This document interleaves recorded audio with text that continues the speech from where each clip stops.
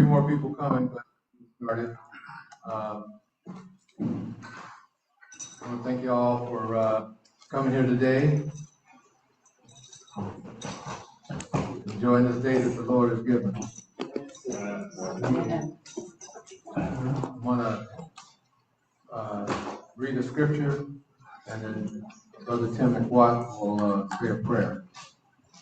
The scripture, my favorite, which I will say to you, is Psalms 23, 23rd Psalm. The Lord is my shepherd, I shall not want.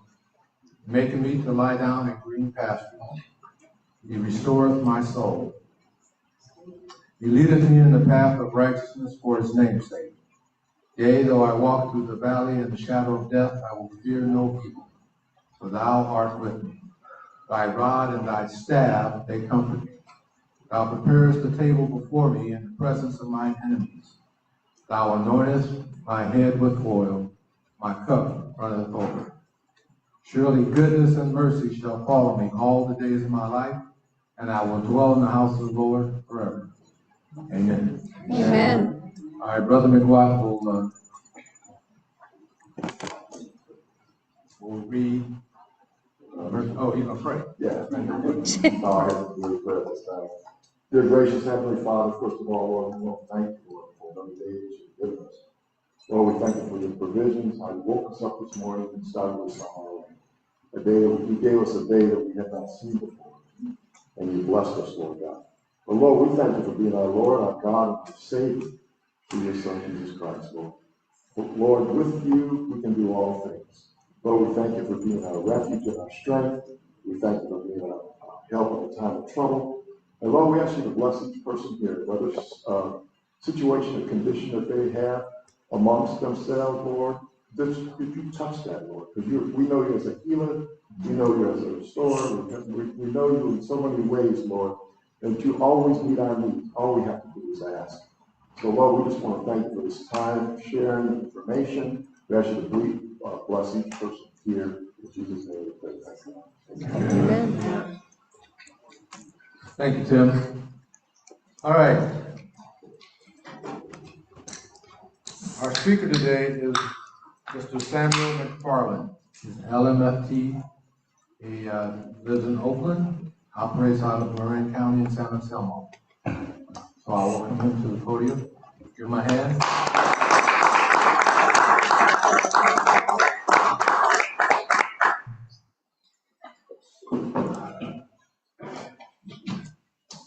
I want to say thank you to the Community Baptist Church for providing this space and this opportunity to speak with you all today.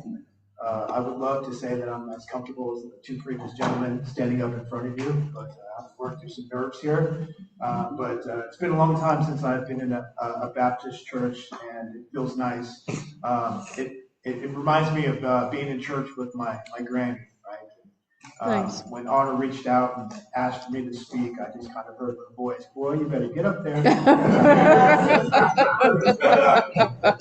So, yeah, my granny passed about 4 years ago, so it's nice to be in community. I looked over, it reminds me of the fellowship and all the things. And, I have good memories of Sister Pearl falling out. Definitely glad to be here, right? And on the drive up from Oakland, I kept thinking about all the things that I wanted to say, right? There's going to be things that come out on the drive home, thinking about all the things I should say, right? And this is an incredibly important topic, especially for me, because the person that you see standing here before you, I was not always in this position, right? Mental health was not talked in my family, right? Mental health is not centered, prioritized, talked a lot about in the Black community. And so this kind of conversation has been extremely important for me and on my journey. And I was talking to Honor, and I asked, I was like, "Do you want me to do like a video presentation?" And he said, "It's up to me." And so I'm not going to do one, right? That would take me out of my in the moment feelings, right? I didn't want this to be a presentation. I wanted this to be kind of a conversation, an exploration. And so I wanted to kind of use my story as a woven connection to Black mental health, my experience, and so hopefully through my sharing, you will see some similarities, right, and focus on those rather than the differences, right. And I don't claim to be an expert or the leading speaker of the Black experience, right? I'm going to be speaking to my experience as a Black man trying to navigate all the things that we do in America as a Black clinician and as a Black clinician who works with Black and brown bodies, right? I understand there's significant intervariance between our communities, right? The experience of my clients who are Afro-Caribbean differ from the clients who are from Africa versus, my experience, growing up in predominantly white spaces might be different than yours. But nonetheless, I wanted to kind of center why I got into this field, right? I got into this field because I wanted to be the person that I needed the most when I needed me, and that was not there, right? That's ultimately what kind of was a catalyst that projected me into this space. And so I've worked in nonprofits in Oakland, Berkeley, worked at Community Mental Health in Bayview, Hunters Point. I've worked with youth in the Unified School District in San Francisco. And so I've had a lovely opportunity to work with Black and brown bodies in various spaces. And now I'm currently working out of Marin County at a treatment program where I'm the clinical director. And so I feel honored to say that because my path has been kind of this meandering long one, right? It hasn't been this linear, just everything's been groovy. So I feel incredibly honored to be asked to speak about my experience and my experience with the Black community in relation to mental health. I stand here on a parallel process of healing for myself. I stand here for my community, as well as I stand here for my ancestors. Right, my ancestors gave a lot for me to be able to be up here all nervous and speak, and that goes back to I can trace my family back to I believe it's my fourth great grandmother, so great grandmother. She was an enslaved woman from West Africa who ended up in the islands of St. Croix, and she was part of the slave revolt in 1848 that won their independence, right? And so it's not lost on me all the pain, the suffering, the blood, the tears that have come before me to provide me with the space and access to share my story. I also want to share one of my most formative memories of the Black experience was being in Beaufort, South Carolina. And I believe I was like 5 years old, right? 5 years old. And it was nighttime. The whole family was sleeping. I have an older sister, my mom, and my father, who were together at the time. We're all in the house. And something goes crashing through the window, right? So we all get up, and my dad was in the military. They used to wear these little short shorts. And he gets up in his little short shorts, and we go to the front door. And on the lawn, there was a burning cross. Right? That was my first experience with knowing that we were different, knowing that I was different, and that people didn't want me to exist, right? And even at that 5 years old, one of my earliest memories, I've always held with me this like visceral, vivid experience that got embedded into like the core of my existence. That I've always felt a little other, right? Not fully accepted. And so that's kind of what's kind of shaped my worldview, right? that's kind of what shaped my conditioning, right? What shaped my thoughts, which directly influence how I feel, which directly influence my actions and my behaviors. And so as I've been on this journey of healing, I'm an expressive arts therapist, so a lot of my healing comes through creating art. I'm very into somatics, and so a lot of my healing comes from recognizing where I feel things in my body and learning to lean into that. Because for much of my life, I practiced avoidance. Right? I'd feel something, ooh, don't like that. Let me do something outside of myself to change how I feel. Right? It was just too intense. Right? And so I'm learning that part of my path out of this suffering is to lean into some of these difficult conversations. And so while doing this talk, there will be times where I will pause, probably ask for some interaction with the community because I'll probably feel something, right? And so instead of avoiding it, I like to take time to just recognize and honor that.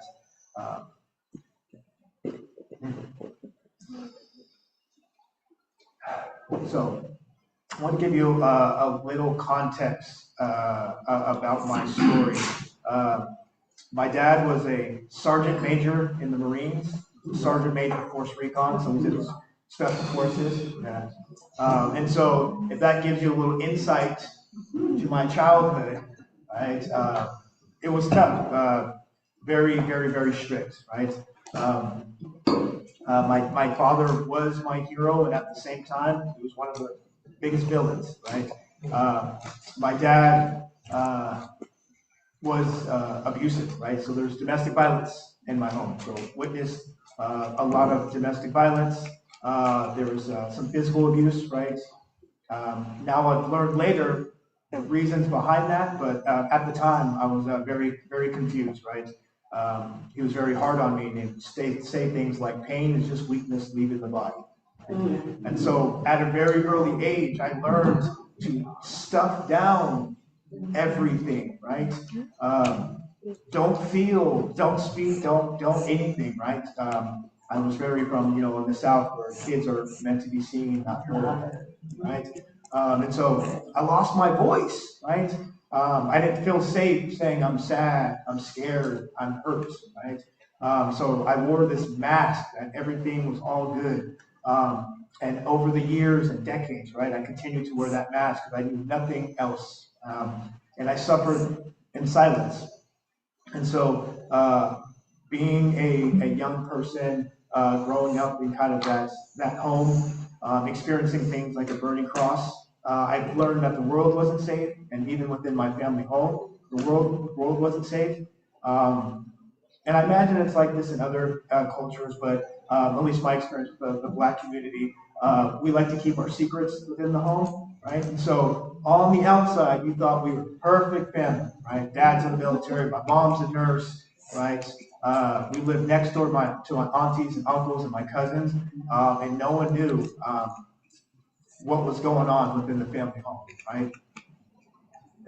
No one knew that there was chaos and fear, so I grew up kind of living in like a fantasy. Mine was comic books and G.I. Joe and reading books. I can go anywhere else but my family home. And as I've processed and learned more about my story, I'm having a little bit more grace and compassion for my dad.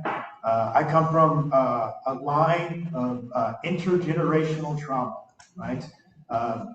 I come from a line of dads who weren't there for their kids, right? My dad's father wasn't around. My dad ultimately left our home when I was 7 years old. And so I think, my dad left when I was about 7, and I didn't see my dad again until I graduated from grad school. Right? And so that's been a major pain point of my life, that absent male figure in my life, which is pretty prevalent in the Black community. My dad, his father wasn't there. He grew up in Virginia Beach, Virginia, segregated Virginia Beach, Virginia, right? He grew up with his grandparents who were moonshiners, right? They ran speakeasies, right? So he grew up in, sex workers and gamblers and pool sharks, right? He wasn't given all the tools to be a present and successful male role model father, right? So my dad navigated addiction as well, right? And so he was a Rolling Stone and started, had kids out of wedlock and all that. And so that's been a major theme of my growing up is not feeling loved, right? Feeling dad raised in a whole other family and left us, right? And so I say that because that's one of those core beliefs, right? One of those soul wounds that I had, right?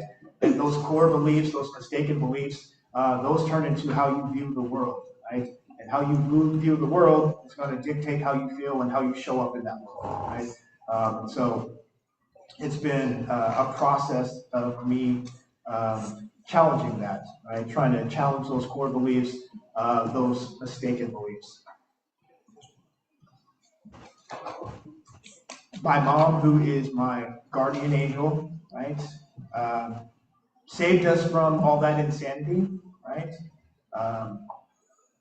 She packed us up one night, right? Didn't know where we were going. Hopped on a plane. Guess where we ended up? Walnut Creek, California. What? Right? So that in itself is like a different type of trauma, right? Going from a racist South where they tell you they don't like you and they call you boy, and the hard R, right? They'll call the hard R, right? Going to Walnut Creek, California, where it's a little covert, right? It's a little, they put, that's kind of place that put the Black Lives Matter sign on there, but they're saying something inside, right? And again, I felt other, right? And I didn't have a space to talk about that, right? I remember being in middle school, junior high, and I was talking to Honor about this, right? Being like the one black kid, right? And like what that means and what that feels like in your body.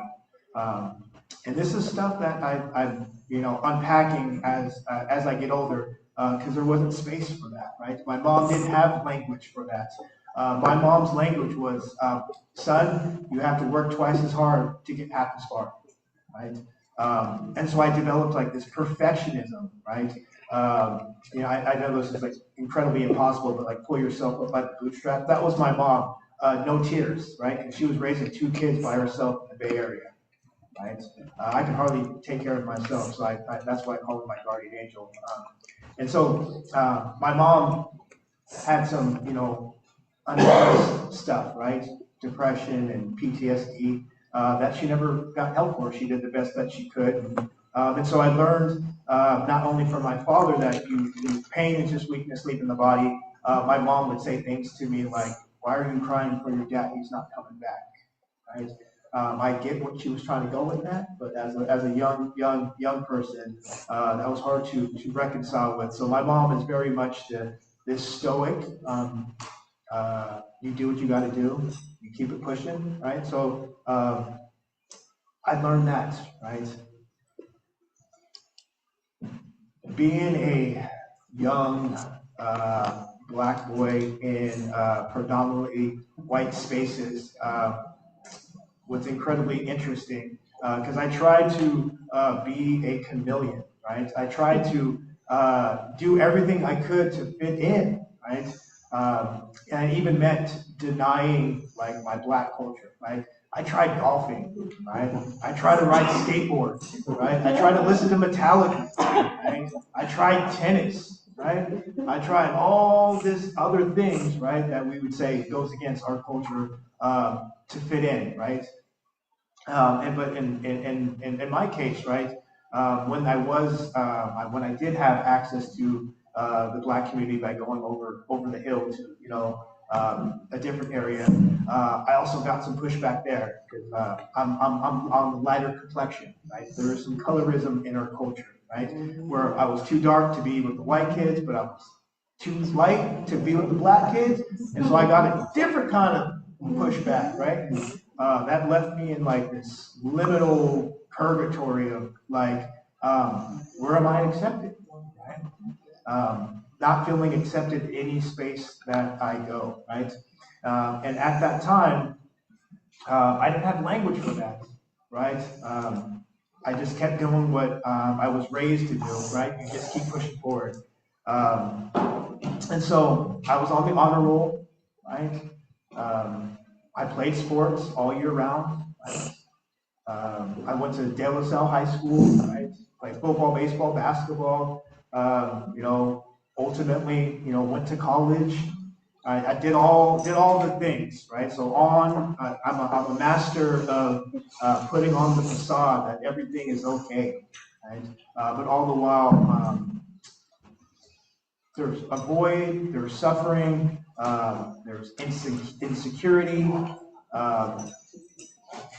and it wasn't until actually, I really don't know what was like the switch, but I've navigated addiction, right?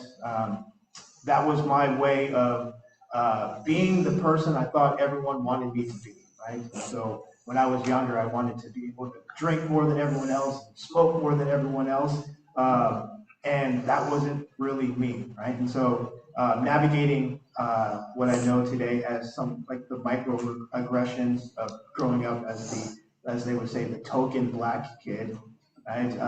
I tried to change how I feel, and that had some disastrous effects, right? Because it's not a problem until it becomes a problem. And so when I share with you that I haven't always been the person that stands here before you, I've navigated addiction, right?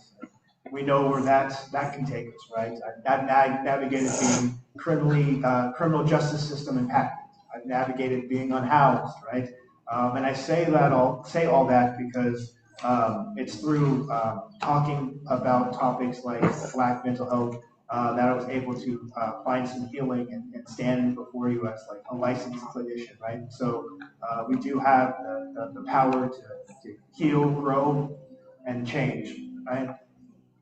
And some of that is kind of the approach that I take into healing. It's through what they call like a narrative approach. My healing is directly looked at trying to challenge the story that I tell myself, right? We all create these stories about how things are and how things should be, what the nature of our reality is, right? And when my stories are faulty, like I said before, it really affects how I feel about myself, how I feel about the world, and that leads me to engage in some unskillful behaviors. And so part of my journey is what I do for myself and the healing of working in the Black community is challenging that narrative, right? Trying to get a better understanding of where all this comes from, right? Trying to get a timeline, deconstruct. Why do we believe, or why do I believe? Why do I believe, right? Let me challenge that conditioning, decolonize myself, right? And then try to find some alternate stories, right? Some things that refute those mistaken beliefs or those mistaken core beliefs. Refute the narrative that society is trying to tell me about me as a Black man. And so essentially, that's what I'm rooted in. And so in telling a story and using myself in this, I will bring up some major themes or concepts that I bring into the therapy space. I know for myself, there was a lot of things I didn't have language for. I understood something was going on, but I wasn't able to articulate that. And so a lot of my work with Black and brown bodies is helping them to develop language for their experience. We talk about you got to name it to tame it. And naming it, sometimes that's the hard part. That's the pain part. Because once I name it and I put that into existence, I need to look at that. All right? I got to address that. That means I got to do something with that, right? Sometimes it's easier to be stuck in the hurt when you just think you're just trying to avoid it, right? You think it's a reprieve, but that pain doesn't go anywhere. So the pathway forward is to kind of lean into all this. So we got to name it, to tame it. And when I'm dealing with black and brown bodies, I really want to focus that you're not the problem. The problem is the problem. Right? I believe many of us have internalized that we are the problem. We are the issue. There's something defective and wrong with me, right? And that's not the case, right? The problem is the problem. And for many of us in the black community, and I'm sure you've all experienced it, we like to talk about power, privilege, and systems of oppression, right? And I'd really focus on kind of the systems of oppression, right? All the forces that our country have put in place that affect our overall well-being and our mental health, right? And I didn't have language for that, right? My mom didn't sit me down and tell me. She told me, yeah, you have to work twice as hard to get half as far, but she didn't sit down and tell me all the reasons why that is the case, right? And so I've had to kind of fumble and stumble through life with all these different experiences to find out what those are. And that's important to me, right? Because I believe, like my mom would say, knowledge is what gives us power, right? Me having a better understanding of what I'm in battle with allows me to better suit up for the everyday battle and don the right weapons I need to meet the challenge, right? And I have 2 boys, right? I have a 4-year-old and a 1-year-old. And so this topic it's so healing and ouch for me because I'm trying to break that intergenerational cycle of not being a present black father in his son's life. I'm trying to raise my boys as rebels, right? And in a time of dragons, you need to raise dragon slayers. And we all know what they're doing to the educational system, banning books and whitewashing things. And so talking about the black experience and is super important to me and letting them know what is ahead of them, right? Age appropriately, but so this is an important topic for me.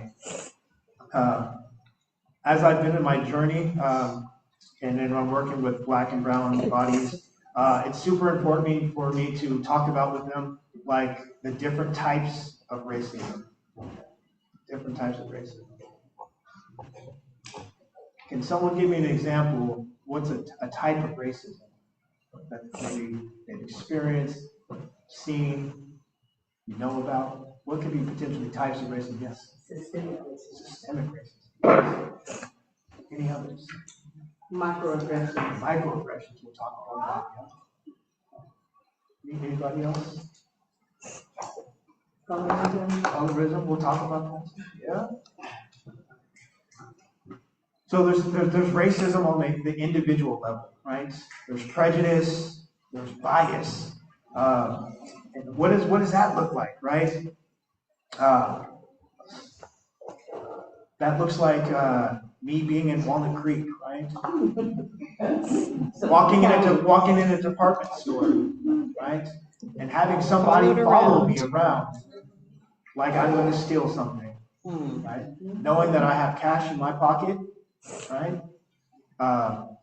That's that prejudice, that bias, right? That all young black men are out to do something, right? That prejudice, that bias looks like I went to St. Mary's College.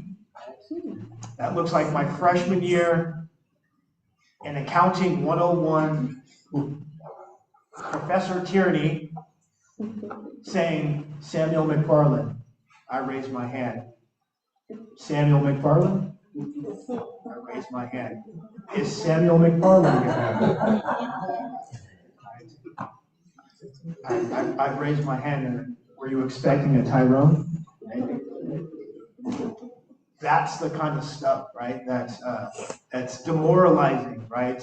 It makes you feel erased, right? It makes you feel dismissed, right? And so even within your name, right, you could be looked upon differently, right? That Black people have a certain sounding name, right? And I get it, right? Samuel McFarland probably were looking for a redheaded, freckled Irish kid, but so that there's on the individual level, we navigate prejudice and bias, right? And then there's the institutional racism. Someone was talking about the systemic racism, right? The policies and the practices, right, that affect us on the daily, that we have to contend with that other populations don't, right? That could look like punishment and sentencing. I remember I was a good kid in school, but sometimes I would cut up. And I remember like getting sent to the principal's office for doing like some of the same exact stuff like the white kids were doing, right? Right. So I got labeled as bad, right? And then when I would push back at that, because my mom did teach me to like stand up for myself, and I'm very justice driven, and I would say things, and then they're like, "Yeah, you're a disruptor, you're defiant," right?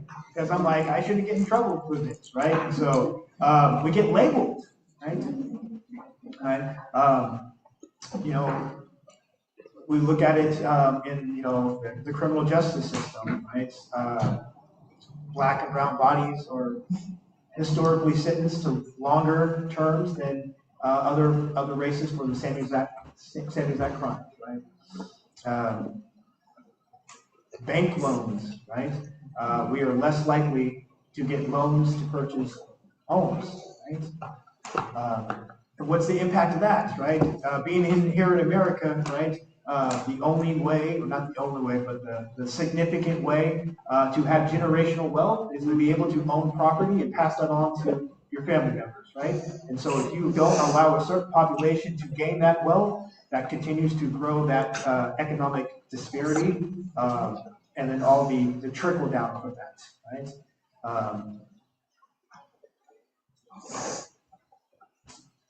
It looks like in the healthcare system, right?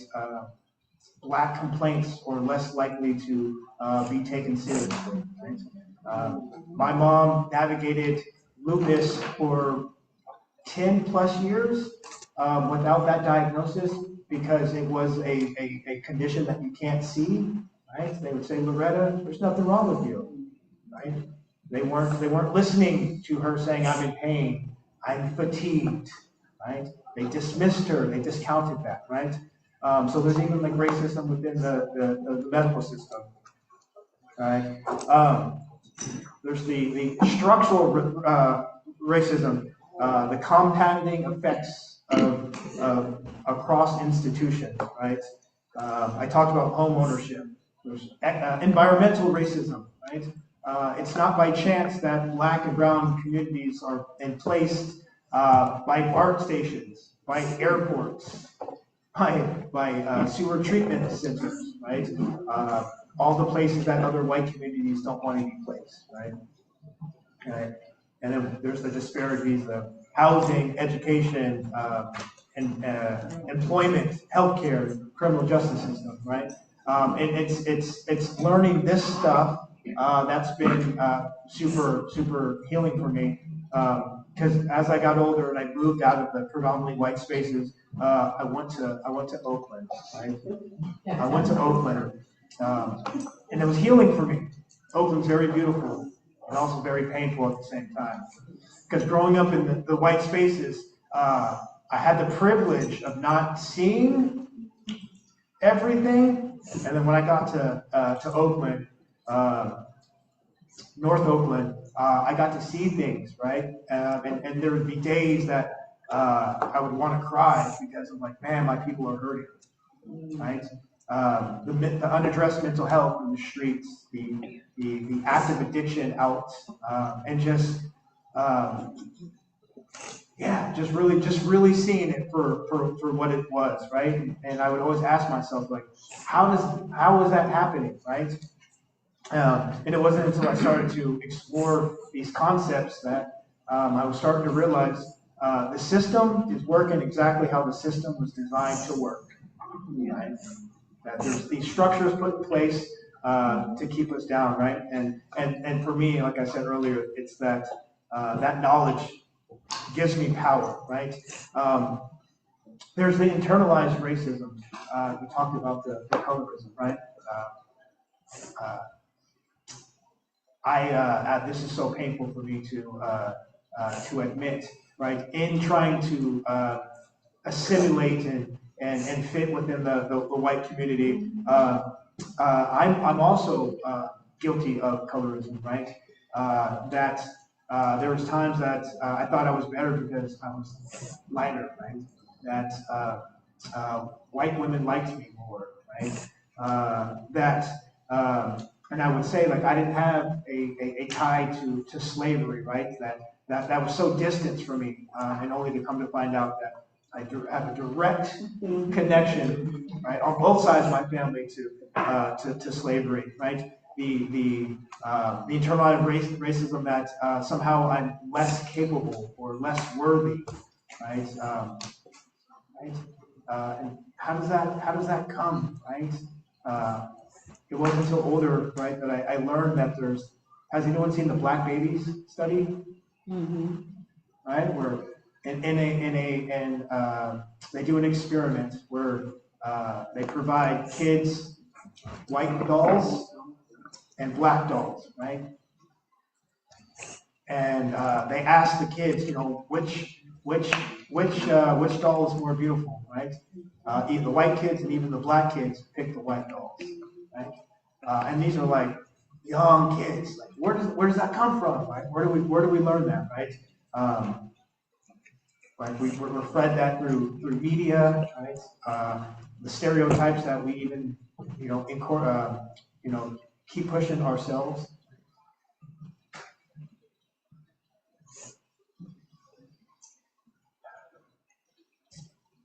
And when I talk about this stuff, right, sometimes it's hard, right?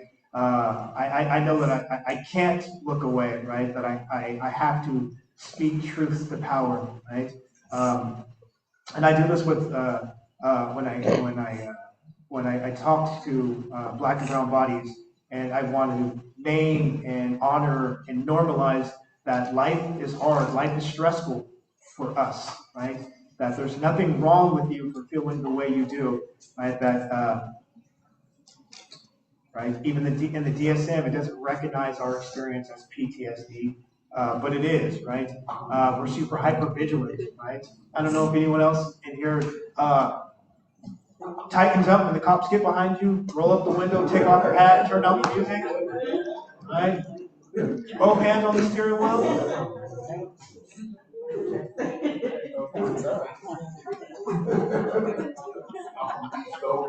And what you learn is to drive looking in your rearview mirror. Yeah. I talked to my mom about that the other day. But when you're living a certain life in the hood, you learn to drive looking at your rearview. You know, and same thing happens. They get behind you, ready to do what you need to do. You get them off you. Wow. Yeah. You shape up real quick, talk different, look different. Right? And that hypervigilance, right? That comes from somewhere, right? That's a natural response, right? Because if you get pulled over, you might not be coming home. Right? That is the reality of it. And as a Black man who has young Black kids, right, boys, right, that is one of the most dangerous things to be. As a young Black brother, right? We told her driving while Black. Driving while Black, yeah. That could be Yeah. It's one of the biggest things. Yeah.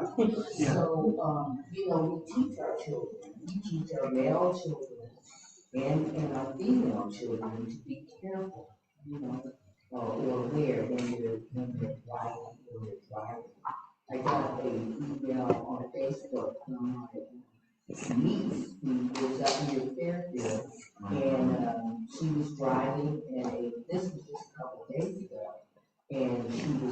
over because the, person who sued or what have you, thought she was on her phone. And she showed where she had, something in her car where she keeps her phone, where her phone was, but she could not tell this officer what really happened. They continued to harass her, traumatize her, and accuse her of things she hadn't done. And so she went to the police station and started that process of filing a complaint. And I said, give me a call so I can walk with you. In 2026. Yeah. Well, this, right now in our nation is being been put in motion that is designed to get worse for us. When you start going back to Jim Crow, Yeah. and they approved it, they were like, they see a problem with no racism in this country. Basically what they're saying, so we don't have to police it, we don't have to watch it anymore, and make it, anyone I'm saying, the Project 25, this whole plan is going textbook, just like they said. Yes. And it's designed really for our suffrage, it really is. And we're people who are turning a blind eye to it or don't see it. Just, I don't understand it. It affects everyone, not just us now it's affecting everybody. But they have designed just for us. Yeah. Especially the gerrymandering. Yeah, and that goes all the way back to 1776, right? The Declaration of Independence and the Constitution was not designed for black and brown bodies, right? It was designed for rich white men who were landowners, right? It was never thought that we were going to be landowners and have the same alienable rights, right? Yeah, the system worked exactly how it was supposed to work, and it's so in our face now. Yeah. And when you were sharing about that experience with the law enforcement, I remember it's 1998, and I'm excited because I have my driver's license. I'm like 16, right? And my mom has let me borrow her car, right? And my mom had a new car. It was like a 99 Volkswagen Passat dealership plates, and I'm thinking, I'm good, right? I'm rolling in the new car. And I go down to Danville because when I at De La Salle, a lot of kids are from Danville and San Ramon. And I'm driving, and I get blurred, right? And I'm parked beaten, and the officers pull guns out and put your hands outside the window and get out the car, right? They thought I stole the vehicle, right? What are you doing in this area, right? They couldn't wrap their hands around that fact that I could just be driving my mom's car, which I said they didn't believe me.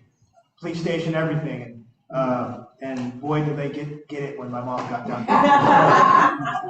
My mom's all of 5'4", 120 pounds, but she's gangster. Yeah, we definitely got a letter of apology, but yeah, that happens, right? I experienced it myself.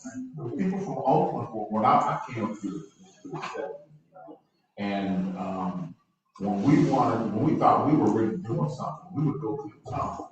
But most people from the hood, they didn't even go through the county tunnel. Yeah. Didn't know what was on the other side of that tunnel. Knew we weren't welcome. Even Alameda. Alameda was a whole other thing back then. Yeah, we're there now, but Pittsburgh and Antioch, there was all farmland back then.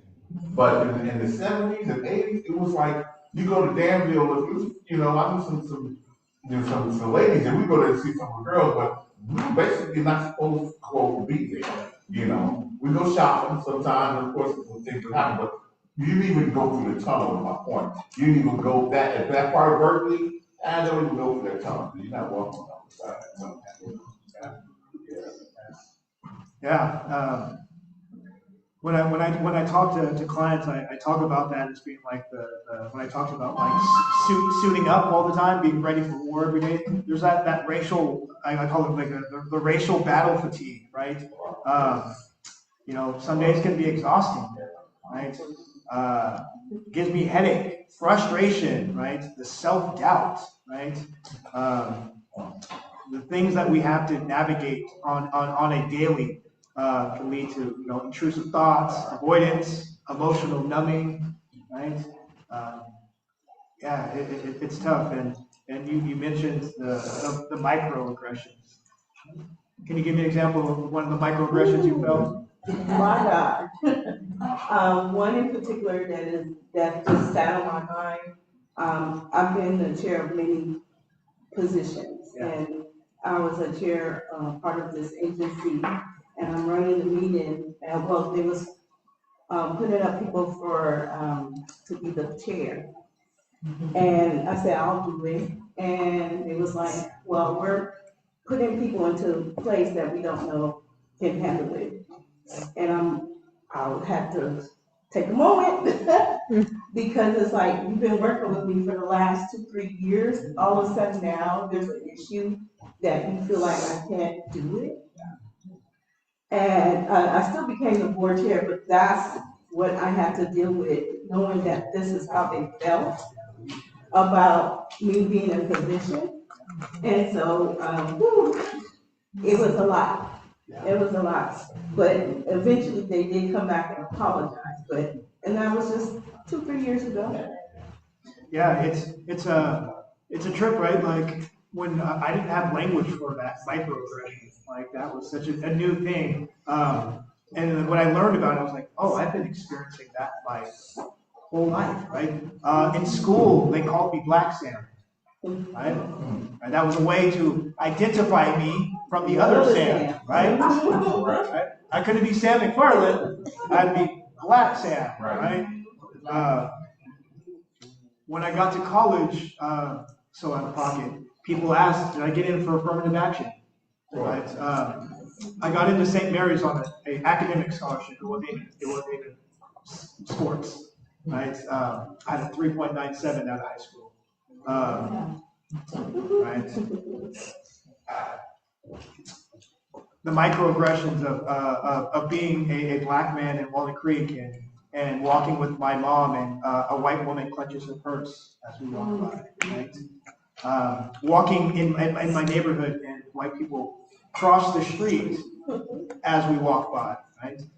Has anyone ever experienced walking by someone who locks their car and they lock it again and they walk in and you're like, you can't lock it anymore, right?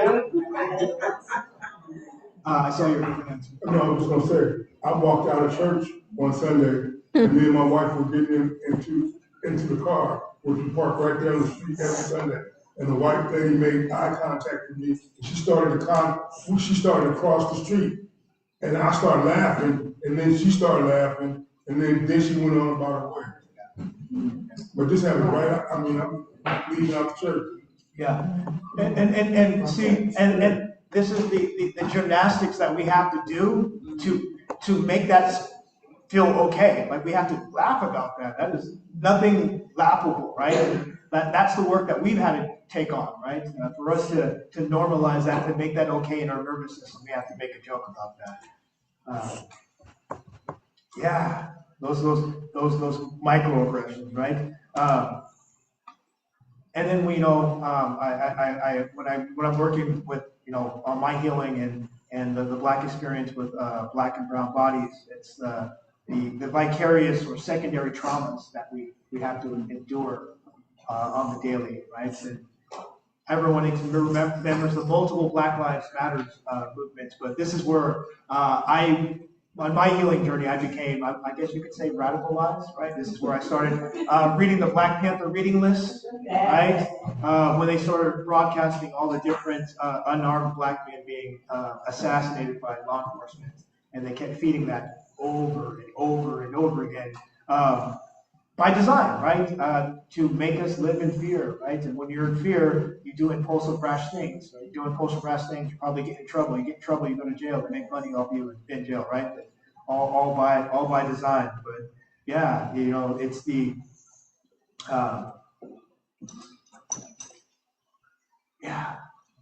we can experience the secondary trauma by the work we do. Honor was telling me that he's a peer mentor. I'm not sure if anyone else works within the community. But when I was working in Hunters Point, Bayview, it was amazing the stories I would hear from first and second graders. They would tell me things that made me want to die inside. Right? seeing dead bodies or, open drug addiction and just the things that I can't imagine, my 4-year-old ever being, right? And in hearing those stories, it's incredibly honoring, but it's also incredibly painful, right?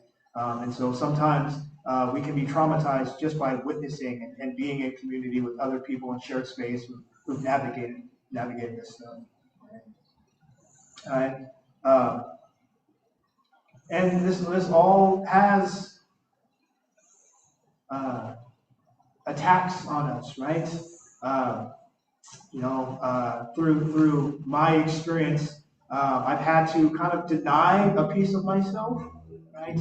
I've had to make for myself what it means to be a black man, and sometimes that means code switching, right? I got in this field, so when I work with black and brown bodies, they don't have to code switch. They can say, everyone has that uncle. Right? We all know about that uncle, right? We don't have to explain what that means, right? We know, right? When you work with other clinicians, like white clinicians, right? You might have to give a long, detailed account of what that means, which can also be re-traumatizing, right? I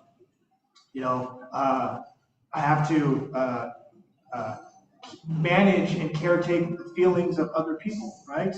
I can't have a full human experience and be angry at something and show a little anger because I don't want to be viewed as the angry black man.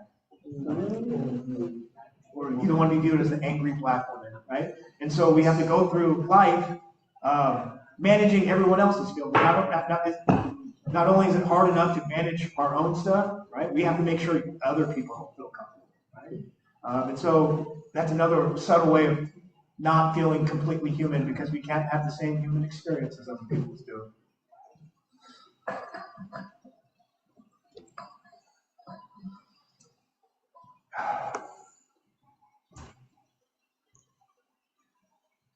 Sometimes we have to be mindful that we can't always name the microaggression or the racism, right? Because there's fear of retribution, right? What happens if I stand up for this, right? Can my profession, can my standing be assassinated, character assassination? Can I lose my job from standing up for what I believe, right? That's a psychological toll, right? Wanting to do something but feeling so helpless because I need this job. Right? I have kids to feed, I have rent, I have bills to pay. And you stand up.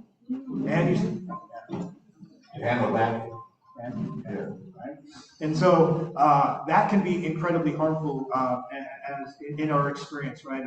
Of feeling like you can't do something even though you want to because you have responsibilities, right?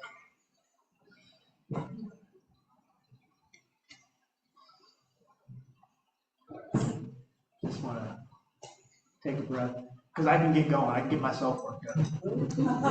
Take your time. I can get myself worked up. You don't want to see me worked up. Heart might be inner human peace. Okay.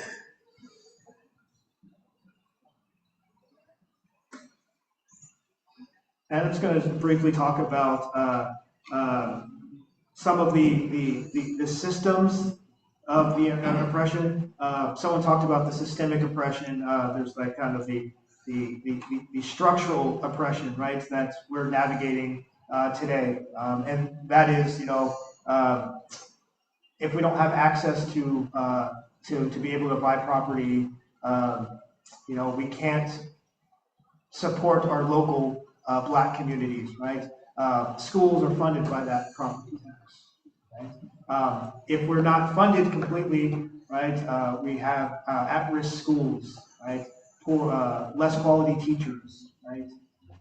That leads to that, school to prison pipeline, right? We have kids who are not focused on education and focused on some other extracurricular stuff, right? Our healthcare system, right?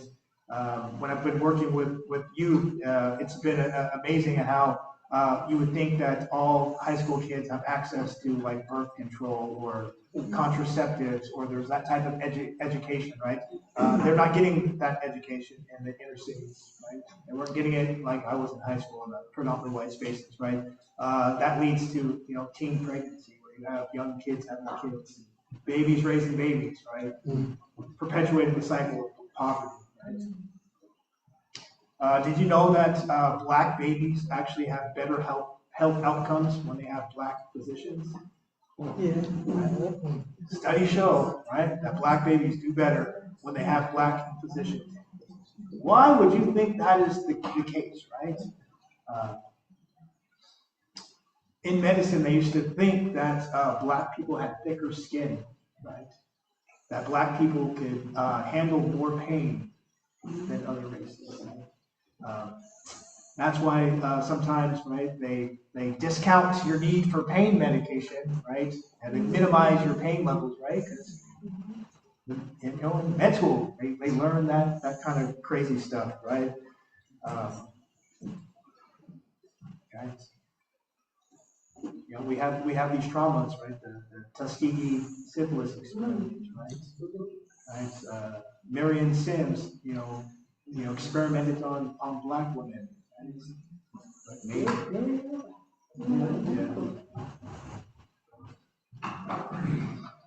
I was talking with Honor prior to this, right? We were talking about the experience of San Francisco, right? And we're seeing in Oakland, like the redlining, pushing black families out of the community into smaller and smaller economically deprived areas, right?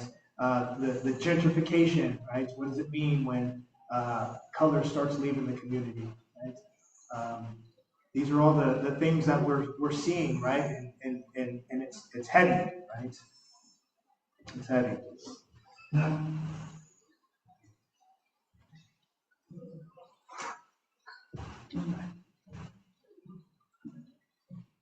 So what can we do, right? What can we do?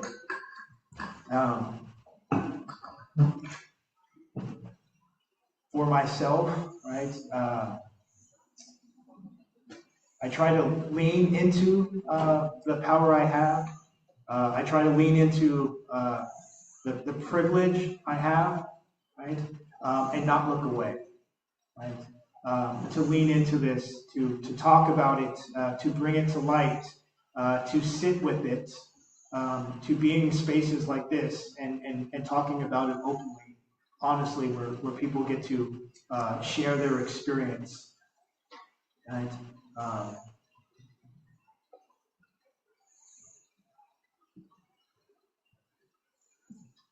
I deal with it with clients, giving them an opportunity to express themselves, often for the first time in a safe space, right? Where they can get angry and they can kick and they can scream and they can cuss, right? And that it's okay. That you're not going to get in trouble, right? That I could give you a hug, right, afterwards, and we could cry together. We can feel that together, right? And it's not lost on me that as a black clinician, I am a part of the same system that oppresses a lot of black and brown bodies. Right? Most healing modalities have this white, European, male-centric lens, right? And so, in saying that, right, I try to take an approach where I decolonize that, and I try to come from a space and a lens of being a shared traveler, right? We're in this together, right? When I work with black and brown bodies, I'm no longer an expert. You are the expert of yourself. Right? I can't begin to think I know your experience, right? And so I find that is incredibly healing, and letting the client lead and let me know what they want to work on, right? Removing that, I'm the professional, I know what's best for you. Because it's oftentimes my interventions, are not the things they want to work on, right? They're not even close, right? But I'm missing the point if I'm not going to be client-centered and show up for what they need in the moment, even if I think I know better, right? That's what kind of our system is designed, right? That we have professionals that know what you need, right? And they put these cookie cutter things. And if you don't follow that, then you're treatment resistant, right? You're non-compliant. You're treatment resistant, non-compliant, then you get kicked out, right? So part of that is how it shows up in my work is trying to challenge that stuff.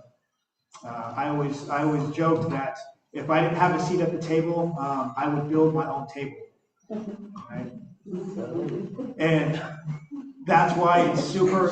That is why it's super important for me in the role that I'm in, right? I never thought that I was going to be a therapist, right? When I was a little kid, I didn't grow up like, hey, I'm going to be a therapist, right?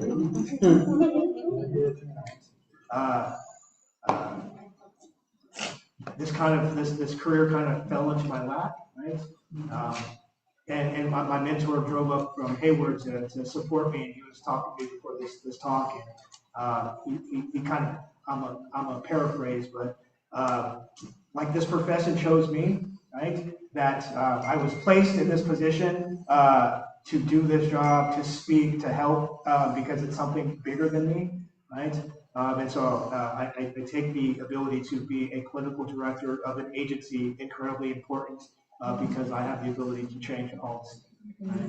I have the ability to take all of my experience of how ouchy and painful and ugly they are and try to make sure within my agency that doesn't happen to another human being. Right?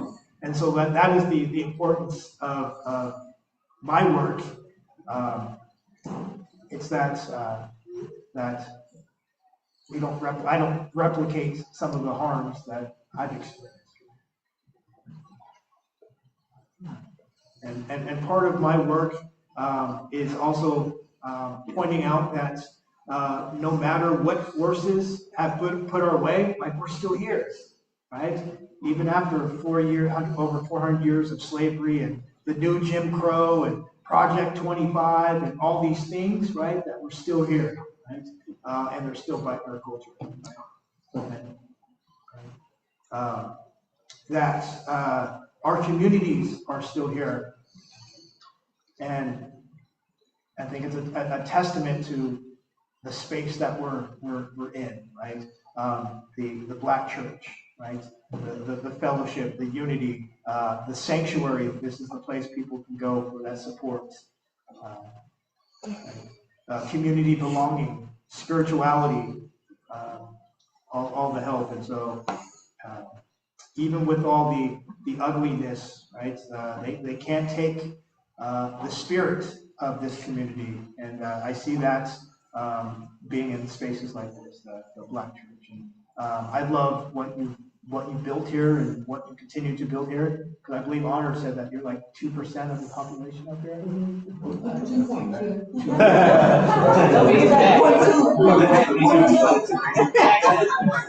To be exact.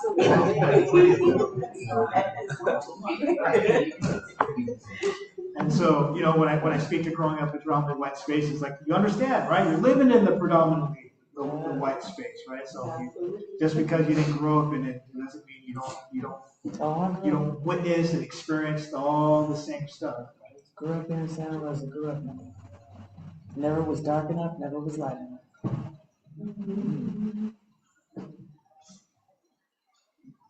How did you make sense of it all? I didn't. My mental health suffered too. And this is why that is so important that I share my experience. And sometimes in therapy, they talk about you shouldn't self-disclose, right? You sit across from the person and you have your pen and paper and you just take notes and you reflect back. And that's absolutely not the way I do it. I self-disclose like that, right? Because for me, I couldn't be what I couldn't see. Right? And so I try to model that as a Black man, I can navigate life, have some lived experience, right? have it be kind of touch and go, and then be able to auto-correct and build myself up into a point where you can run an agency, right? So that's the beauty of co-counsel.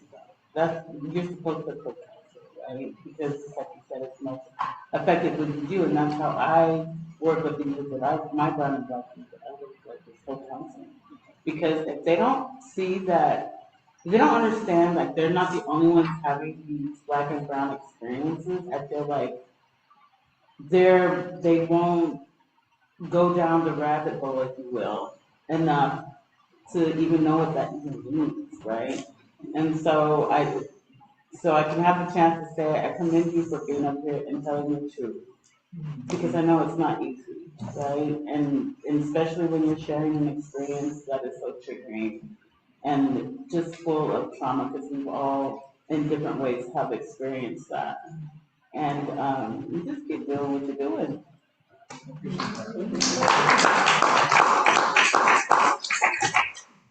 Got me for a few more minutes. Not done yet. Not done yet.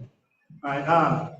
And part of this understanding of what it means to be a black man, I want to kind of like touch on. Sometimes I have to be an educator, right? Sometimes I have to take an unconventional approach to therapy, where therapy you're not supposed to tell people what to do. You're not supposed to be directive and let them choose their own ending, right?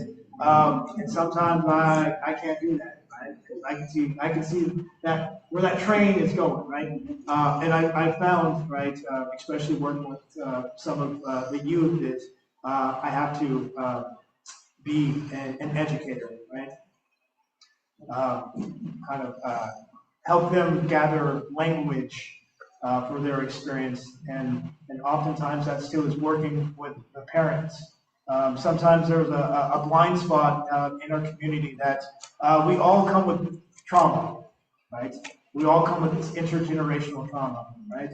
We all have gotten passed down certain ways of being from generation to generation to generation, and sometimes we don't know that some of that trauma gets passed down, right? Trauma can change our genetics down to our genes. We begin to behave different. Sometimes we act different. We feel different, and we don't have language for that, right? Because it's been passed down, right? And so part of my work with Black and Brown Bodies is honoring the ancestors that come before, and trying to work with perspective, right? Moving out of like a victim narrative to like survivor, Overcomer. right? What's that? Overcomer. Yeah. And sometimes, teaching them that, of the historical trauma, right?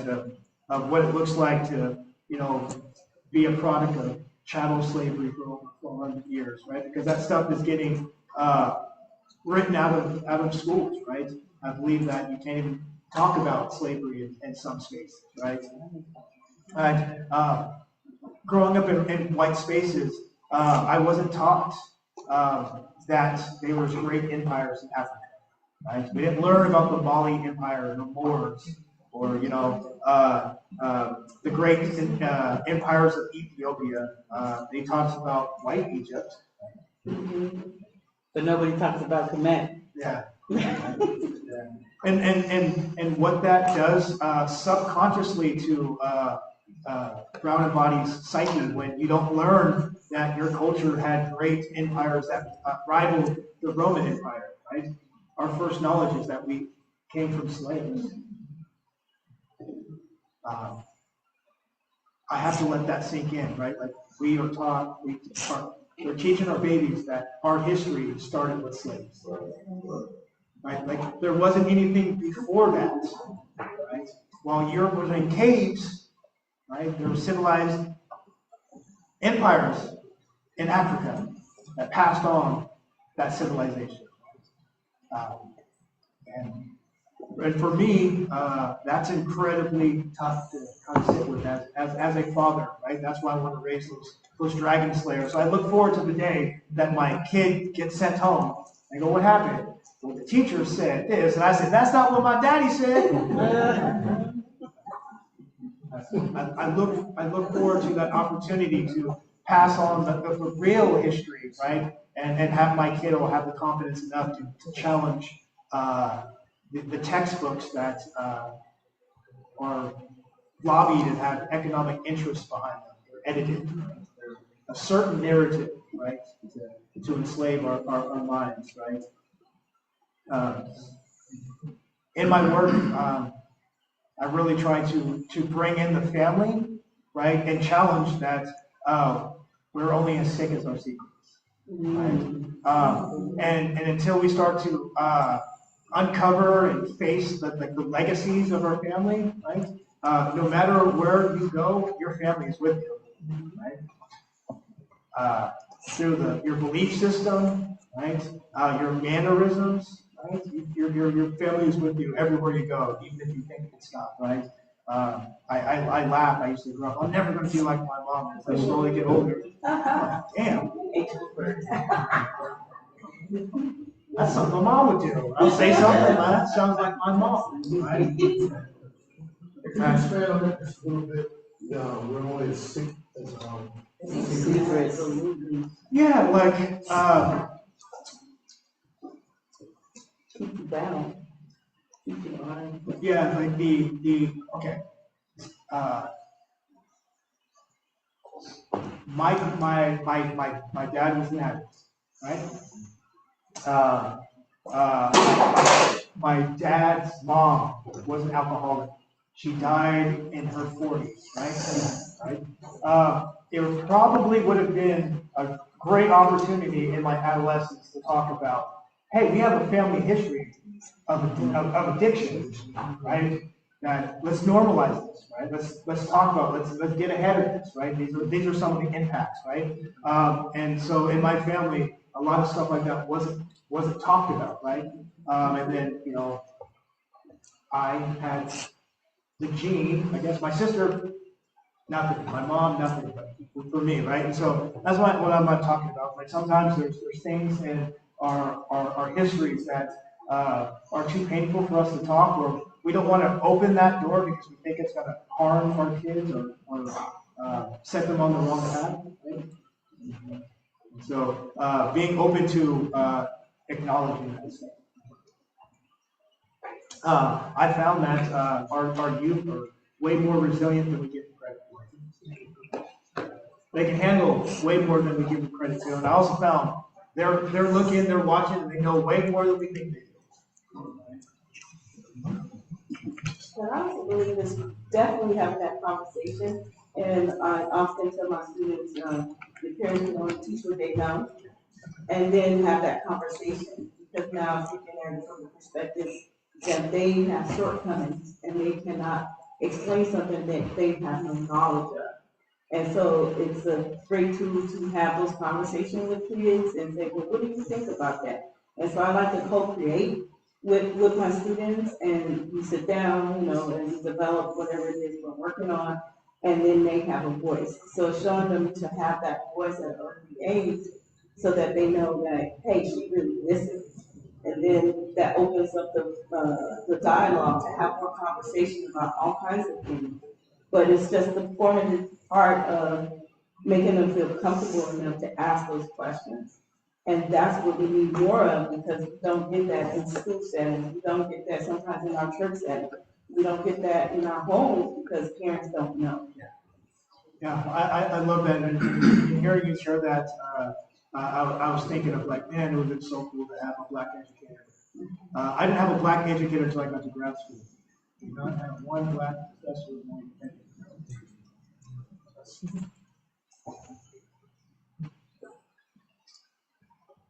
There's a quote by a social worker by the name of Dr. Resma Minikon, and he says, trauma decontextualized in a person looks like personality. Right? Trauma decontextualized in family looks like family traits. Trauma decontextualized in a people looks like culture. Yes. Trauma decontextualized in a person looks like personality. Trauma decontextualized in a family looks like family traits. And trauma decontextualized in a people looks like culture. And I kind of I end on that, right? Is all these topics and concepts that I bring up at the root of it. It all stems or is the roots of our trauma, right? And giving language to that trauma, normalizing the response to that trauma, right? Vacant self-esteem, ever-present anger, maybe rage, right? Isolation, right? Addiction, risky behaviors, right? That you're not wrong, you're not defective, it's not your personality, right? There's something that is affecting you at such a deep level.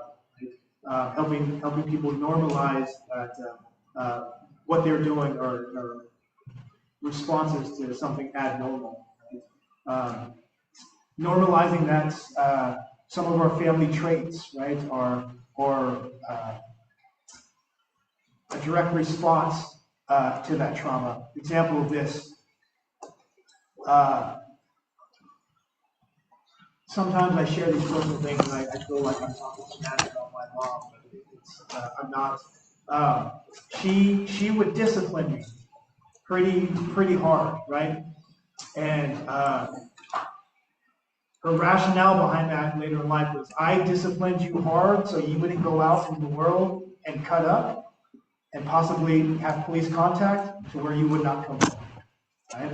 And so what looked like, I was born on like, not child, it was rough, but like, she wanted to discipline me hard, and so that I wouldn't be at risk of life and limb out there in the world, right? And so in our culture, we might be viewed as a little bit more hands-on.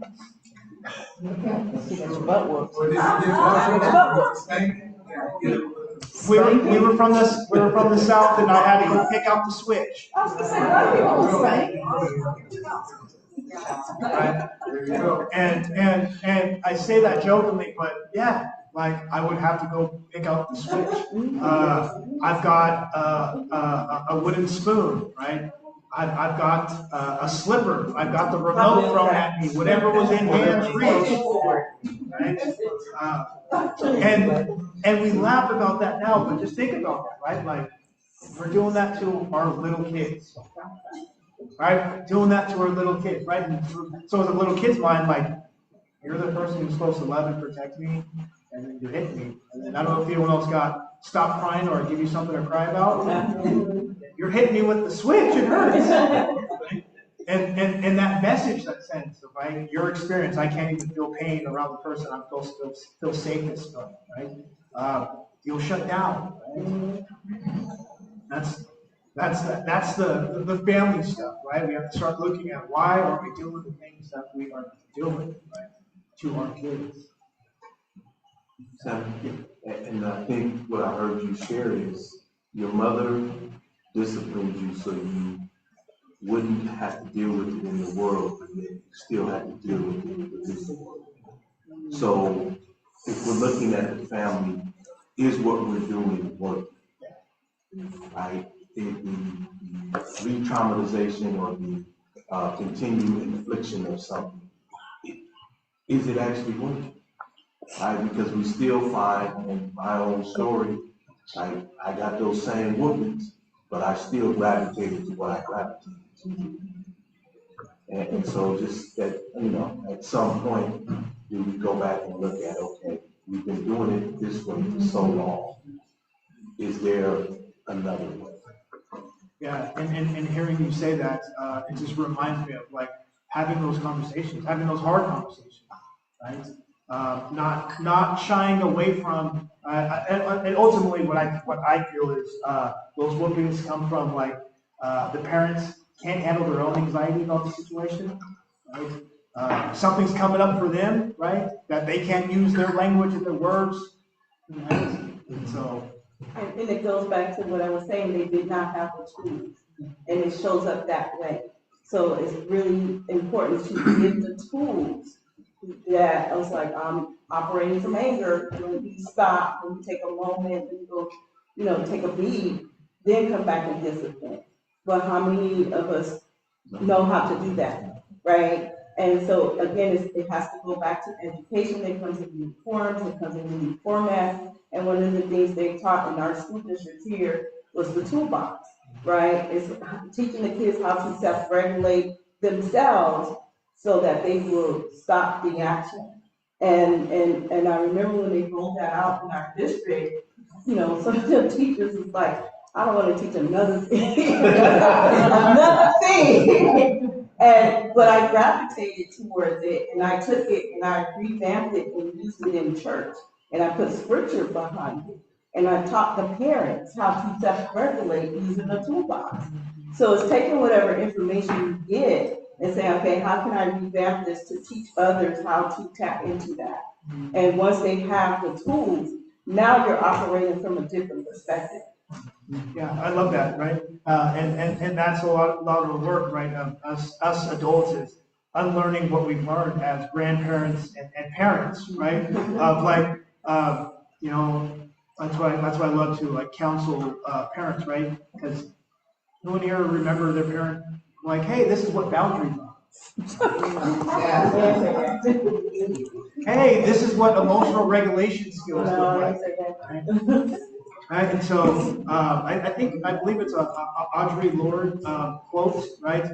We do the best we can until we know better, and once we know better, we do better. Right? And I think this is what this space kind of opens up, right? Is the open dialogue, talking about this, bringing this stuff up to the surface. And so we can begin to revisit and explore what that looks like for us personally. So we have an opportunity to do something different, right?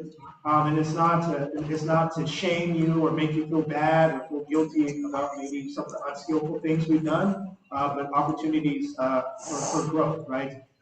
To not inflict and re-traumatize our future generations. And so in closing, I just want to say, this was a great opportunity for me to do some healing up here, talk about some things I've not probably shared on this level with other people about my upbringing, and just be a part of opening up that dialogue. And hopefully I gave you something to think about on your drive home about how you show up in your own space and how you show up in space with the community, and how we can, hold all that and still do better. And so I want to kind of open up this the time we have left for any questions, Q&A, any other topics that we want to kind of throw out. Yes. Well, first of all, thank you. And thank Community Baptist Church. I think this more often, because unlearning what we've learned is not an easy thing to do. And so our parents got to a point where I realized they were doing the best they could, given what they had. At the same time, they were making some big ones, like that piano, getting it. The switch. But my mother reached a point in her frustration and her anger that it was beyond a word. It was her own frustration, it was her own tiredness, it was her own lack of skill. So again, I think something like this, not once a year, but 2 times a year, having people come who may not be so ready for this, but to use it, because it's an opportunity to learn and grow and to be better. Because kids are a little different these days. I don't think kids, they are seeing the world with their And this notion that because I'm an adult, they have to listen, that's not always the case. And, you know, there's something positive about that, but then there's this respect piece. You know, this is the part that I am still the adult, and I'm here to support you and love you, and also help you be a better kid, so that you can continue to grow through that kind of thing. What I love about the kids now, especially the kids I work with, their ability to question things and with so much confidence of like gender and sexuality, and they're just younger and younger, having more language than I feel comfortable. Like, oh, this is amazing. But like kind of what you're speaking to, they talk about like that as the ghosts in the nursery. That as parents, we bring our own traumas and stuff, and that is in the room with our kids as we raise them. And sometimes it leaks and they project all their anxieties and their stresses, their insecurities, and it comes out on us. Because my sister says, and she's a really fine person, but she says if one of her friends is arrested for child abuse, she will go get them out of jail. You know, that's what she sees as, you know, that's what I do as a good Christian woman because this child was out. So she's taken some classes, learned some things, so she's not as ready to do that always. But, you know, there's still this generational gap. And you know what's interesting, right? As I have kids and learn about child development, it is absolutely age appropriate for kids to push boundaries, right? To push limits. They need that, right? They have very concrete things. If it doesn't make sense to them, they're going to ask you why. Right? It's not. They don't have the concept I'm being disrespectful or manipulative right now. I honestly don't. No, I don't get this. Right? And so part of that is like us doing the learning, right? Of how we show up with the youth, right? And questioning why am I doing this? I just wanted to talk a little bit about the systems we have, and so right now I'm a doula, and we are navigating the medical system. So the cohort is focusing on Black and brown mothers that have medical. So we're in the forefront of being able to be in the space with them, helping them with their birth and being the advocate. And so we're seeing a lot of what you're talking about coming up in that space. But then we're also navigating being in the space in the hospital while they're birthing, hearing some of the comments coming from nurses and doctors, like, oh, you could do it, that kind of thing. And so it's very interesting as I'm focusing on this body of work that, you know, I had a young lady, she just gave birth, and she did it naturally, and so everything was good. And it was like, and she asked, what can I do now? It was like, anything you want. And I'm like, no, you need to relax, you know, and I'm looking at that's what you're telling her? But because we have such a high rate of Black women, you know, dying from birth, this is the information that's coming out of the system, right? And they're sharing this with these young ladies, well, people that are birthing, and I'm like, this is the reason why. And so, you know, so for me, I'm willing on the back end trying to be that advocate and push the narrative forward to teach people about this is what you can say, this is how you navigate that. And so, you know, but as someone that just going through the system to become a medical provider, that in itself is abuse. But, you know, I'm almost there, almost done. But it's a beast, and so here it is, we're telling people to be advocates and we're telling them to do these things, but then the system is always rigged against you, right? And then when you come into spaces, I've been doing a lot of dual classes and having conversations, and then we know why we're doing it. We want to support our Black women, but then to come into a space and then hear, we want what they have. And this is for the Caucasians, that doulas, that are seeing what we're getting and wanting to jump on board to get the same thing. So never mind the fact that we're doing it from the perspective of supporting our Black women, but you just see what we have and you want that. So, you know, so we're always going to be fighting the system in some kind of way. But, the more we educate each other, the more we give this information out to each other, then it makes a shift. Now we're having the power. We're being empowered to make those shifts.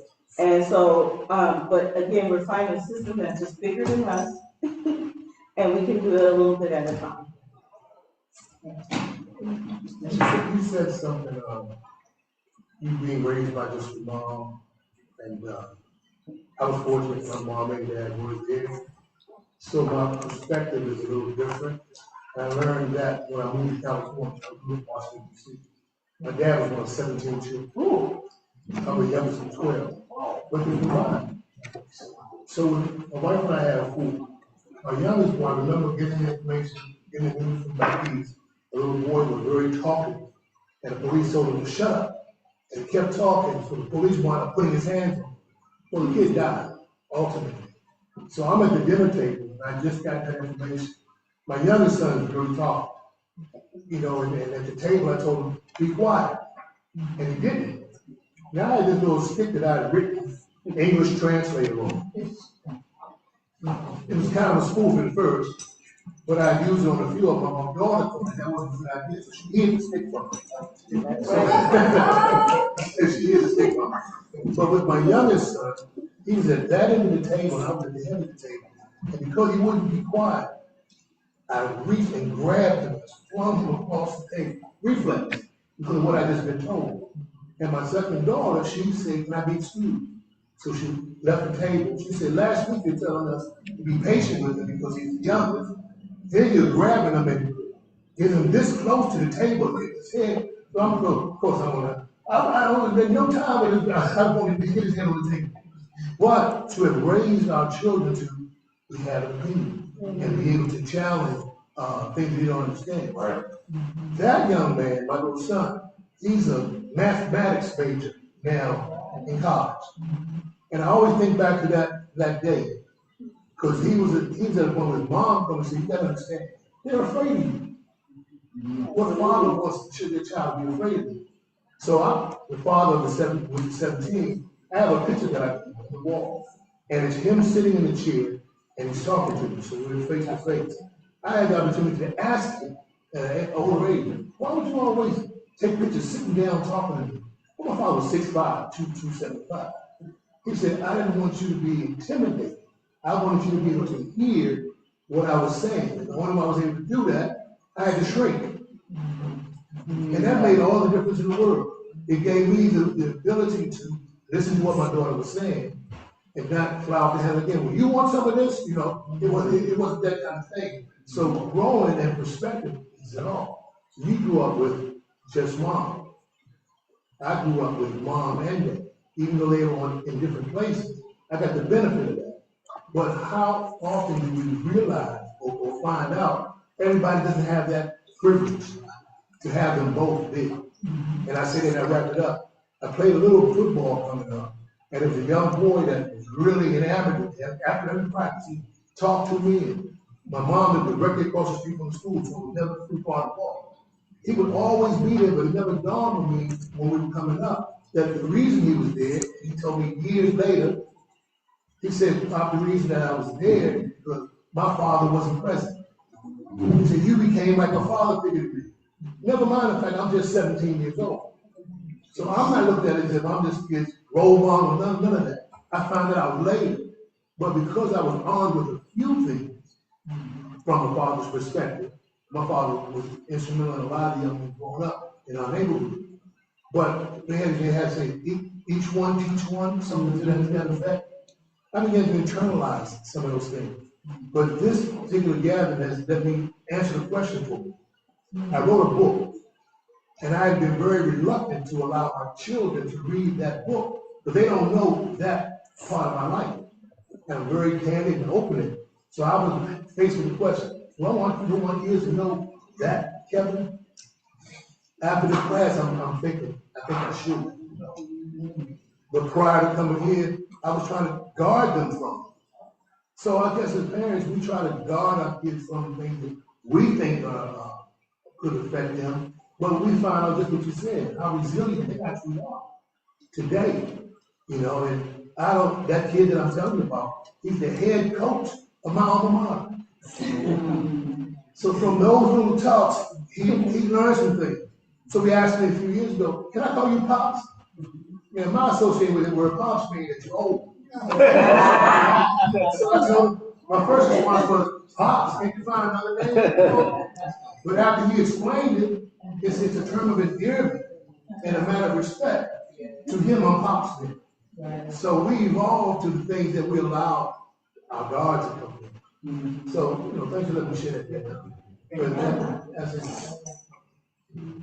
I think we came from an era of our parents never don't ask why. And you snapped it because, you don't ask why. It's because I said so. That was the response.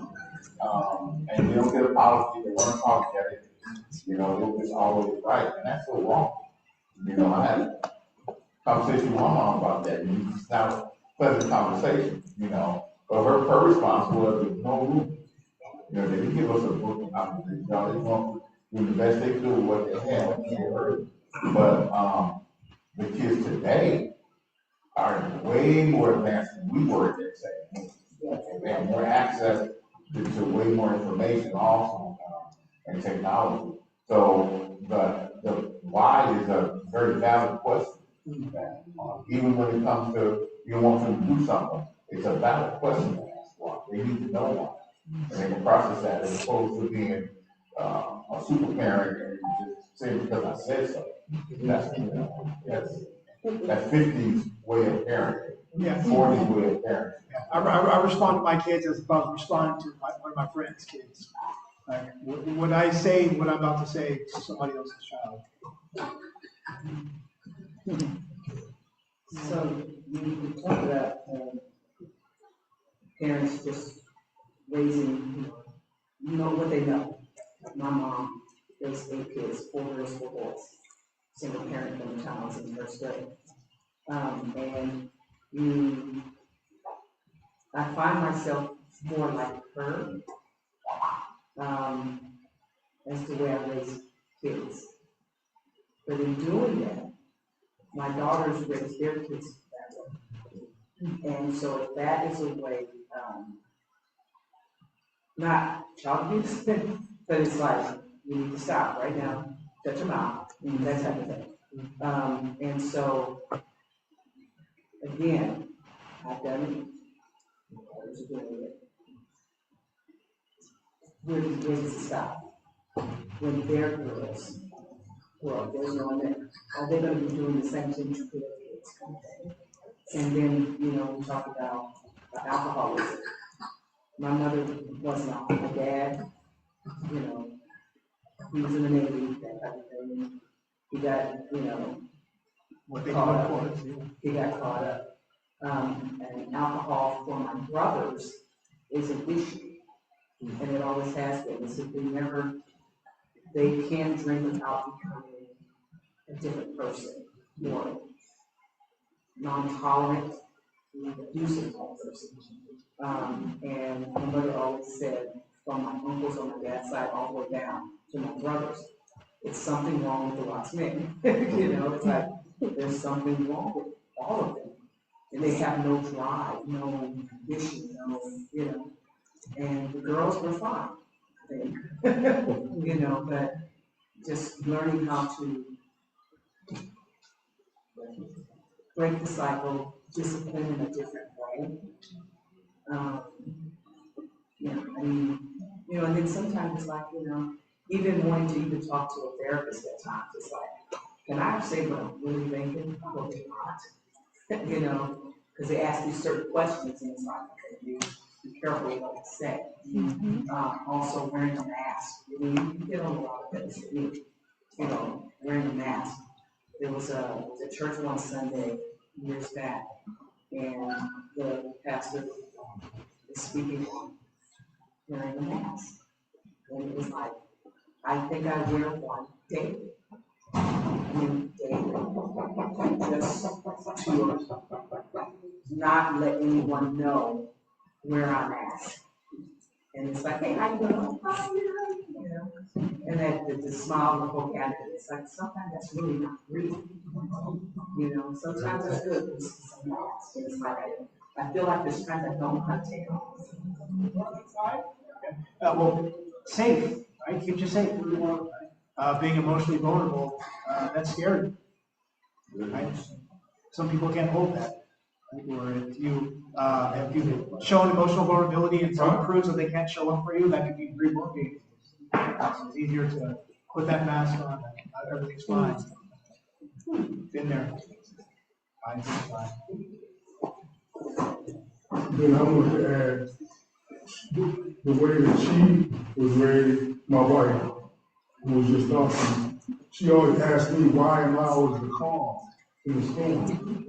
It's because my mother made me always figure stuff out. You know what I mean? And my dad was fast.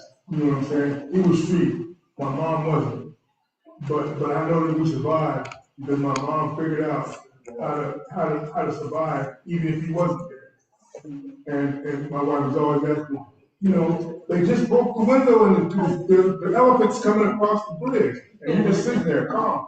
You know, because I've learned to stay calm. You know, and that what I want my kids to learn is to be calm before you explode.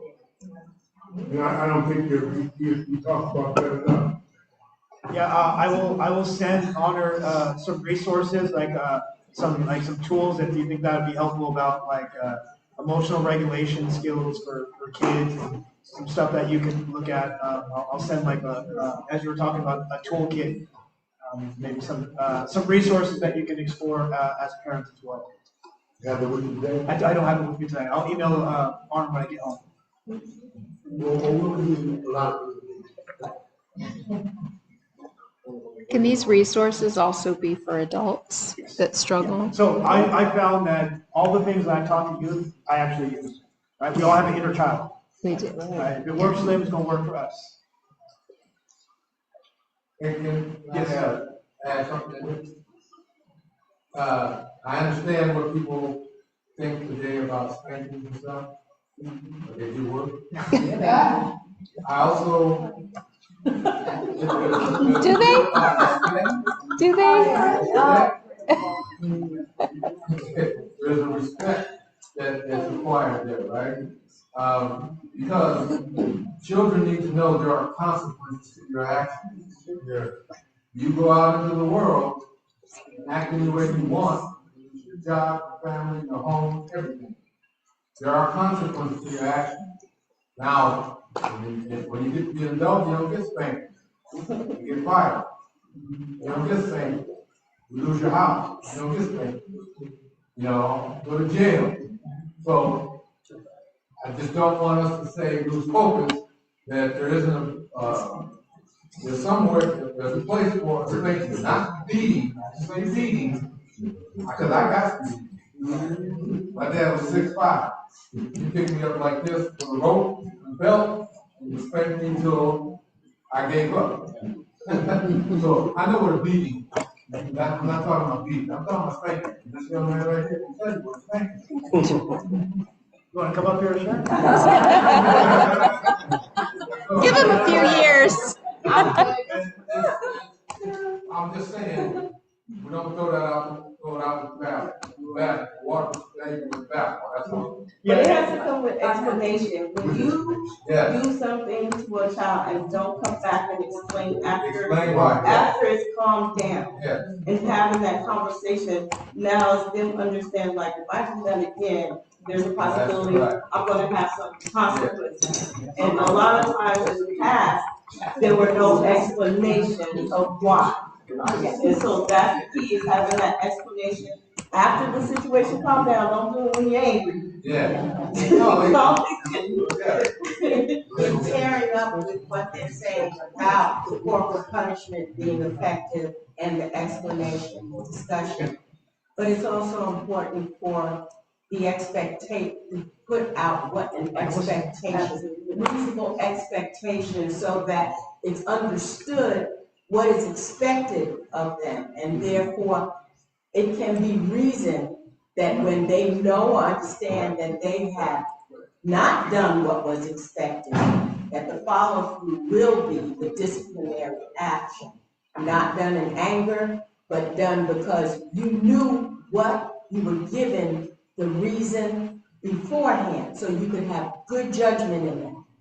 And when it doesn't come, then we're following through with what it needs to be for you to be disciplined in the right way. And to build off what realistic expectations look like when you're raising children, we also have to be mindful of human development. We have a thing called the prefrontal cortex, right?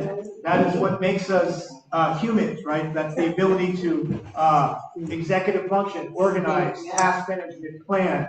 That's the ability to have logic, to have reason, to see consequence. If I do X, Y, and Z, this is going to happen. And that is not fully developed until we are 25 years old. And so oftentimes we Is that a man or a woman? Man, like, Yeah, that's what I thought. allegedly. Allegedly. But sometimes we superimpose our adult logic onto a kid's mind, right? And that's part of the tools. That's part of the tools that's necessary to understand that as the. And it's normal that you're going to have to tell the kid probably 20 times not to do something because they don't have the memory to remember that, oh, you told me not to do that because of this, right? So it's all about like our tools, right? I found that parenting is actually not about my kid. It's actually about me. Right? It's all about how I show up and my emotional regulation, what I need to do in the moment to take care of whatever got triggered, right? My kids are a direct mirror to my insecurities, my buttons, right? And so I hear y'all with like, y'all gonna have your personal philosophies, but I also offer that as a challenge, right? To explore like what is coming up for you in that moment that yes. And then just to kind of throw another curve into that, I'll speak about my experience growing up. My name is Jan, spelled J-A-N, it's been pronounced Jan throughout my whole life. Even in going back to school in 2015, I sat in the classroom with teenagers with anxiety about the teacher getting ready to call my name and everybody looking around for the white girl in the classroom. And I began acting out early on, first grade, second grade, behind that. And I got whoopings for that. So also having an understanding that sometimes the acting out is dealing with trauma. It's just not a kid that doesn't want to listen or doesn't want to follow direction. Sometimes there's a trauma that, as Samuel talked about, what he said, language for that. I didn't know how to go home and tell my mother that the teacher was mispronouncing my name. I didn't know what to do with that. What I did, I became the class clown. And so when my mother had to take off work and come and get me out of school, I got the whooping. But no, it wasn't asked of me, well, is everything okay? Is everything all right? It's like, what's wrong with you? And I don't know how to respond to what's wrong with you. I don't know about you all. I've never known how to answer that question as a child. I barely know how to answer it as an adult. Right? Like what's wrong with you? I don't think there's anything wrong with you. Right? And so I 100% don't throw out the baby with the bathwater. Educate. This is why this is happening. I think there's another component of, can we maybe get to or start to take a look at why the behavior is there, right? Because it might not be what we think it is. We might not just have a child that just wants to act up. We may have a child who is experiencing something in today's world that we didn't get to experience, like the gentleman was talking about. Each generation is experiencing something different. I'm part of the crack epidemic. We experienced something completely different. My mother and my father were not equipped to take care of me through the crack epidemic, period. I do not feel like I'm equipped to take care of a child in the ChatGPT, AI era. I'm just being real, right? Like, so we're in a different era, social media era, right? There's no handbook to say this is how you parent social media kids. Because if you give them some type of device, they're going to do something. You think they're in the room studying, they're on a device doing something completely different. So they like we talk about the trauma the young lady shared, and I thank you for sharing. Are we willing to really get open in these spaces? I'm not saying you got to tell all your business, but are we willing to get open so somebody else can say, me too? I experienced that, right?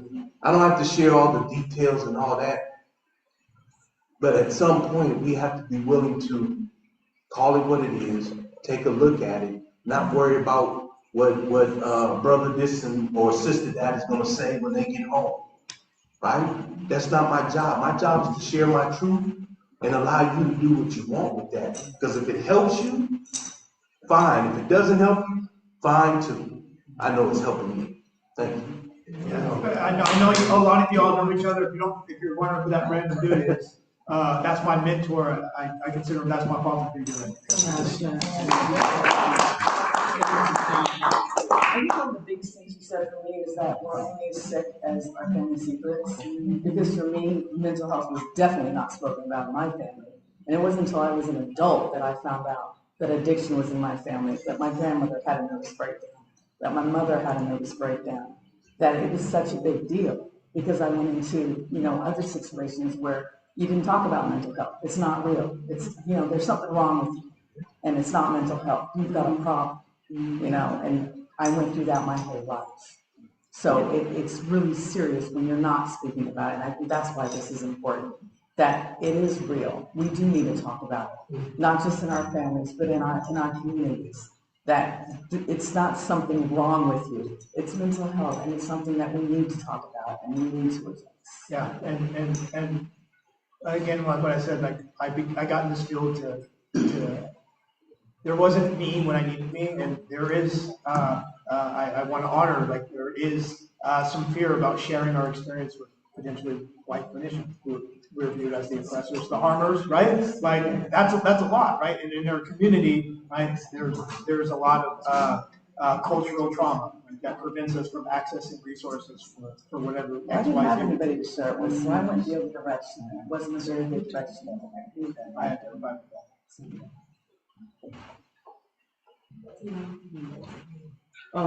So to piggyback off what you just said, I remember one time I was calling Kaiser for a therapist, and they referred me to a psychologist. And as you know, psychologists are the ones that prescribe medicine, right?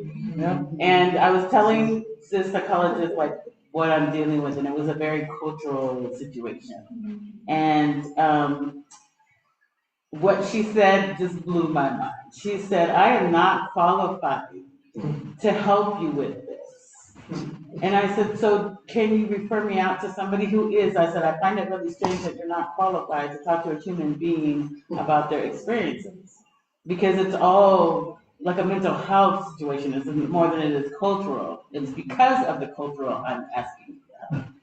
And she goes, I'm sorry, I cannot. And she was very like, there was no empathy. It was, I felt like the conversation led to more of an apathy tone. And so I had to go like literally get a therapist from Oakland to get help, like to help me through this process. And what my therapist was telling me, she said that my environment had a lot to do with why I was having the issues and not just in the present, but like as growing up overall. And I thought that was really interesting because now, I'm a mother of two like young adults. It's like I have worked really hard for the last decade to work on my kids about who they are in this world and how it's really important to show up as your authentic self. I feel like in a lot of ways, they're millennials, so they need to learn to be tellers of their own truth and to show up in every space as yourself. I don't tell anybody, I don't even code switch anymore because I unapologetically show up in a space. My saying is I'm not everybody's cup of tea, but I'm somebody's cup of coffee. So, and I'm okay with that, and Just all that to say, like the resources out there for people of color out here are short, like very. Kaiser's mental health is bad. It's the worst. Really bad. And so, like, how can somebody like an agency like NAMI or other agencies help kind of curate a space for people of color to get help by people who look like that? Yeah, I will also email this to Honor. I'm so sorry that I printed out. I'm actually working with, I mentor another grad student, and for his grad student project, he's developing a website that links Black clinicians, acupuncturists, massage therapists, therapy, and having it like all in one space. And so I will get that out. I can also tell you that I had to fight with Kaiser as well for a therapist of color. It took me over 2 years. I finally got a therapist of color. There's You have to be your own best advocate. Oh, absolutely. Therapist of Color Network. That is a resource. I will also send Honor some resources for Black clinicians. The Therapist of Color Network. That's great. Because I even have to, like, when I work with my youth even outsourcing them to other agencies, there's a couple out here that are great, but they're not great with the kids of color. Like, they can't really meet them where they're at in the way that they need to be. So that's perfect. Thank you. So I think I'm gonna tap out. My anxiety level. About to pass out up here. I appreciate you all. Thank you.